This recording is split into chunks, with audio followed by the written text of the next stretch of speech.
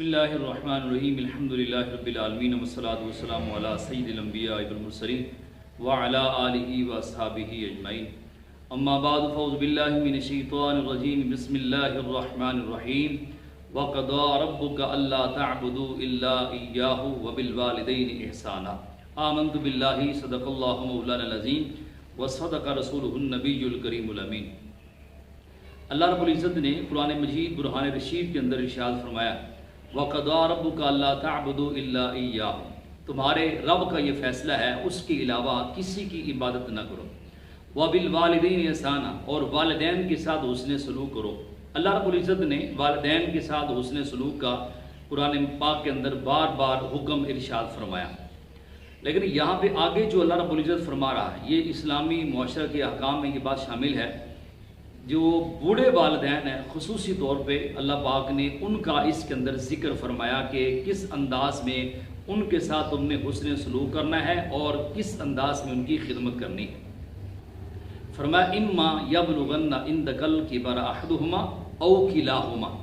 فرمایا تمہاری زندگی کے اندر ایک بوڑھا ہو جائے یا پھر دونوں بوڑھے ہو جائیں، یعنی دونوں کا ذکر فرمایا، ماں کا بھی اور باپ کا بھی، وہ بوڑھے ہو جائیں۔ یہ اسلامی معاشرہ کے احکام میں یہ بات شامل ہے، اور خصوصی طور پہ اللہ رب العزت نے بڑھاپے کے اندر جو والدین ہیں ان کے احکام بتائے ہیں اولاد کے لیے کہ کون کون سی تمہارے اوپر ذمہ داری ہے۔ وہ ان میں سے ایک یا پھر دونوں بوڑھے ہو جائیں تمہاری زندگی کے اندر، فلا تقل لہما اف، تو ان کو اف نہیں کہنا،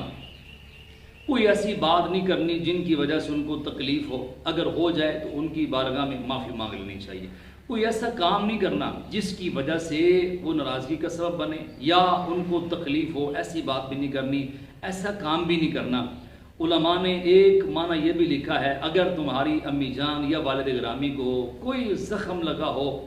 اور اس زخم میں سے کوئی پیپ ہو اور تم اپنے ہاتھوں سے صاف کرتے ہو، اس کو صاف کرنا بھی چاہیے، لیکن اس دوران اگر اس میں سے کچھ اسمیل آ رہی ہے تو تمہارے لیے یہ حکم ہے کہ اپنے ناک کے اوپر کپڑا نہیں رکھنا۔ کیوں؟ اس لیے ہو سکتا ہے وہ تمہاری امی جان، وہ تمہارے والد گرامی، جب تم اپنی ناک کے اوپر کپڑا رکھو تو ان کے دل کے اندر یہ بات جائے کہ شاید یہ ہم سے نفرت کر رہا ہے، تو ایسا بھی نہیں ہونا چاہیے۔ فلا تقل لہما اف، یعنی اف بھی نہیں کرنی۔ اور آگے فرمایا ولا تنہرہما، یعنی یہ تمہاری ذمہ داری ہے، تمہارے ماں باپ ایک ہیں، دونوں ہیں، بڑھاپے کے اندر ہیں، تو اس موقع پہ اس عمر کے اندر تم نے ان کو جھڑکنا بھی نہیں، اور یہ اللہ پاک نے منع کیا، اور یہ سب کے لیے حکم ارشاد فرمایا، کوئی چھوٹا ہے، کوئی بڑا ہے، امیر ہے، غریب ہے، کوئی افسر ہے،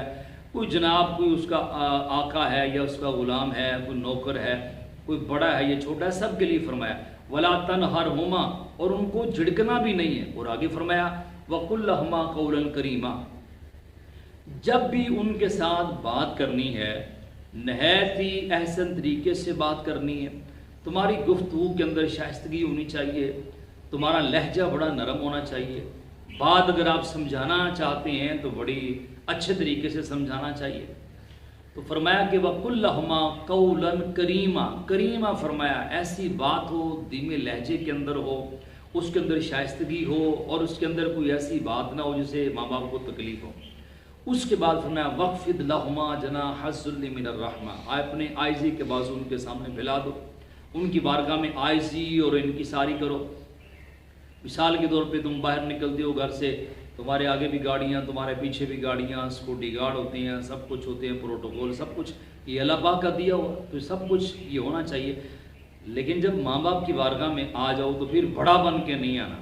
پھر آقا بن کے نہیں آنا، بڑا افسر بن کے نہیں آنا، مفتی اعظم بن کے نہیں آنا، پروفیسر ڈاکٹر بن کے نہیں آنا، بلکہ ایک غلام بن کے، ایک نوکر بن کے ماں باپ کی بارگاہ میں حاضر ہونا ہے۔ فرمایا کہ یہ ساری باتیں جب تم کر لو، اپنے والدین کی خدمت کرو، حسن سلوک کر لو، ان کے ساتھ ادب کے ساتھ پیش آ جاؤ، تو اس کے بعد بھی تمہارے اوپر ذمہ داری ہے۔ وہ کیا ہے؟ فرمایا میری بارگاہ میں دعا کرو، اور یہ دعا کے بڑے جامع الفاظ ہیں۔ فرمایا کہ وقل، اور یوں کہو کہ رب ارحمہما کما ربیانی صغیرا، یعنی ہر ایک کے لیے ہے کہ اے ہمارے پروردگار ان دونوں پہ رحم فرما جس طرح انہوں نے مجھے بچپن کے اندر پالا۔ اے میرے پروردگار ان دونوں پہ، وہ ماں اور باپ دونوں کا اس کے اندر ذکر ہے۔ یا رب العالمین دونوں پہ رحم فرما، جس طرح انہوں نے مجھے بچپن کے اندر پالا ہے۔ دعا بڑی جامع ہے، یہ زندہ رہیں تو ان کے اوپر اپنی رحمتوں کی برسات فرما، اپنا کرم فرما، یہ کسی کے محتاج نہ ہوں، اپنی رحمتوں کا نزول فرما۔ دنیا سے جانے لگیں تو اس وقت بھی اپنی رحمت کا سایہ عطا فرمانا، ان کو کلمہ عطا فرمانا۔ قبر میں جائیں تو ان کی قبروں کو حد نگاہ تک وسیع فرمانا، ان کی قبروں کو جنت کے باغوں میں سے باغ بنانا۔ میدان معاشر میں جب تیری بارگاہ میں پہنچیں تو مالک اس وقت بھی ان کو رسوا نہ کرنا، بلکہ اپنی رحمت کا سایہ عطا فرمانا۔ یعنی آخر میں اولاد کی یہ ذمہ داری ہے کہ اپنے والدین کے لیے وہ دعا کرے اللہ پاک کی مقدس اور بلند بارگاہ میں، اور یہ بڑے جامع الفاظ ہیں اور یہ دعائیہ کلمات ہیں۔ اللہ رب العزت کی پاک مقدس اور بلند بارگاہ میں دعا ہے کہ اللہ پاک ہمیں بھی صحیح معنوں میں والدین کی خدمت کرنے کی توفیق عطا فرمائے۔ سمندروں کے اندر جو پانی ہے، سمندر اپنی گہرائی کے باوجود تو خشک ہو سکتا ہے، لیکن ماں باپ کے سینے کے اندر جو اولاد کے لیے محبت، پیار ہے اور شفقت کا اور محبت کا جو پانی ہے، اولاد کے لیے کبھی وہ خشک نہیں ہو سکتا۔ پہلی بات۔ دوسری بات یہ ہے، انسان زندگی کے اندر وہ کسی مقام اور کسی موقع پر بھی پہنچ جائے، وہ بڑے عہدے پر فائز ہو جائے اور بڑے بڑے القابات سے اس کو نوازا جائے، اسے بلایا جائے، اسے وہ سکون میسر نہیں آتا کہ جو ماں کے ایک جملے،